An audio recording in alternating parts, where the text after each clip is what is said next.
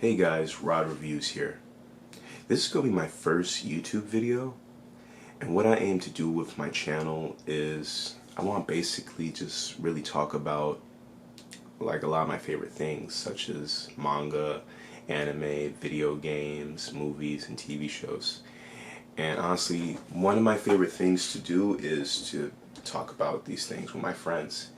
And I figure there's a really big fandom of people on the internet, especially YouTube, that would be interested in my opinions. And so that's what I aim to do with this channel, is basically just talk about whatever interests me or whatever I find like really like cool. So my first review is going to be on one of my favorite video games. Actually, probably my favorite game that was released this year, Ghost of Tsushima. Ghost of Tsushima is from Sucker Punch Productions, the same studio who made classic game franchises such as the Sly Cooper franchise and the Infamous franchise. Infamous and Infamous Second Son being like some of my favorite video games of all time. And Ghost of Tsushima is the studio's first attempt at something with historical fiction, which is really interesting because I feel that the whole samurai setting is really like dope for exploration. It makes me wonder why Assassin's Creed or like not a whole lot of other video games are like that, you know. But this I could say is like the more definitive like open world samurai adventure. You know, you start off playing this samurai named Jin Sakai, whose country whose island is being attacked by the Mongolian Empire, the island of Tsushima. The island of Tsushima is located, it's actually a real location. It's located between Japan and South Korea. It's like a little, not too far off the coast of southern Japan, I believe. And the game starts off, you're about to do battle with the invaders, the first wave of invaders, and you're thrusted into this major climatic battle, cinematic battle, and you just start playing right away. And right away, the gameplay really interested me.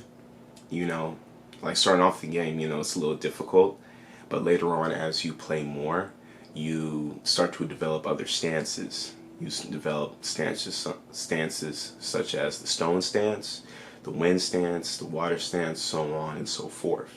And each stance has a different advantage towards a different enemy. For instance, one stance is better for enemies with shields, another stance is better for big brutes, and another stance is good for spears, dealing with enemies with spears. And so the meat of the game, I should say, is just how masterful you are at combining stances against fighting against multiple enemies, because you can switch stance like mid-battle against different enemies. And the gameplay is really solid. The movement's really solid. The weapons are actually pretty cool. Like the bow and arrow is actually a really cool weapon. The blowgun probably be like the most interesting video game weapon I've played with. And honestly, I don't really have any gripes with the gameplay. It can get a little buggy at sometimes, but that's probably because of like I have the regular PlayStation 4. I don't have a Pro. So it might be a little buggy and a little lagging in that sense, but overall I had a pretty dope experience, a lot of fluidity with the gameplay.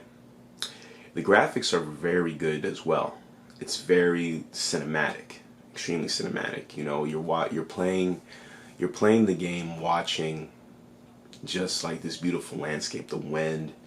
You actually use the wind as navigation. Like you hit one button, the wind blows, and which tells you your objective is like that way or whichever the way the wind blows, And that's actually a really dope. That's actually a really dope way to do that. That's one of the more interesting ways I've seen that done. And what's cool about the graphics is that you have a choice. You can either play in color or you could play in Kurosawa mode. I thought Kurosawa mode was very interesting because it gives the game this black and white film grainy aesthetic, which is reminiscent of classic movies such as Yojimbo, Harakiri, and mainly anything from like early Akira Kurosawa. Akira Kurosawa was like one of the best filmmakers of all time. You know, made classics such as Seven Samurai, you know, and you really see his influence actually throughout the game. You can tell that the developers really had a big love for like those old style films, those old style samurai films, and you can see that. The characters are really interesting too. You know, like honestly, a lot of the side missions with the side characters were pretty interesting. Almost more interesting than like the main story at some points. You know, my favorite being what was his name? Ichikawa. Ichikawa, the archery teacher. You had to help him stop his student from going like off the deep end, which was like a really cool side story. You actually, his was actually really compelling. You got guys, you got other people like such as Norio, the warrior monk, his side mission and dealing with his story. You got guys like Ryozo, being one of like Jin Sakai's best friends. Jin Sakai is Jin Sakai, the main character. A lot of people had issues with him because they felt that he didn't have that much personality, but I disagree. I felt that his character was mainly just very stoic, reminiscent of like those old heroes, those old samurai heroes from those old movies from back in the day. And I actually really enjoyed his character and dug his character. You know, the way you play the game, you have like a few ways to play the game. You could either play the game as like a ninja and sneak through the bushes and like take out enemies one by one, or you could go in as a noble samurai and face them all at once. You know, each gameplay style has their advantages and their disadvantages. Excuse me. And I found myself really using the ninja Ronin way more than the noble samurai way, just because to me it was a little bit more interesting. I'm not knocking on anybody that plays that way, like with the noble samurai way, but for me, I thought the Ronin Shinobi one was more interesting. And like it actually changes the perception of like how the characters interact with you. You know, the game has a lot of RPG elements, that I didn't expect it to have, which is something that I really appreciated. It's reminiscent kind of like Dishonored. Dishonored being another one of my favorite games. I'll probably do a review on that soon too, the entire franchise. But it's all about how the characters perceive you and how you play.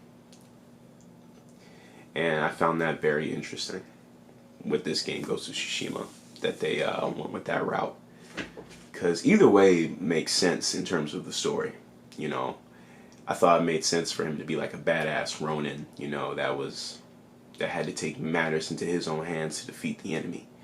I thought that was really cool. Overall, the gameplay, the story, and the graphics all are AAA to me. They all like knocked out the park in terms of those things. And a lot of people had complaints saying that this game didn't really do anything different for the third-person action genre. And in some ways I can see those discrepancies, but honestly, the game makes up for it because like it does everything so well.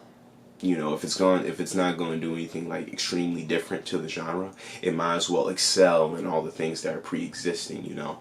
So in that regard, I feel that the game is amazing and is almost like a masterpiece. And I would give the game a 9 out of 10. And I'm definitely going to play through it again. I beat it like a few weeks ago. I beat it on the hard difficulty.